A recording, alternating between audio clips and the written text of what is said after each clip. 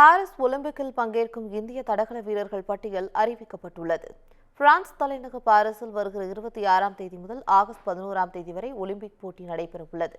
இந்த நிலையில் பாரிஸில் நடைபெறவுள்ள ஒலிம்பிக் போட்டிற்கு தமிழ்நாட்டைச் சேர்ந்த 5 பேர் உள்ளிட்ட 27 பேர் கொண்ட இந்திய தடகள அணி அறிவிக்கப்பட்டுள்ளது.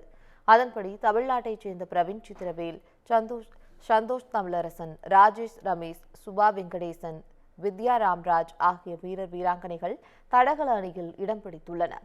மேலும் நீளம் தாண்டுதலில் தமிழ்நாட்டின் ஜஸ்மின் அல்ரின் இந்திய தடகள அணியில் இடம்பெற வாய்ப்புள்ளதாக தகவல் வெளியாகியுள்ளது.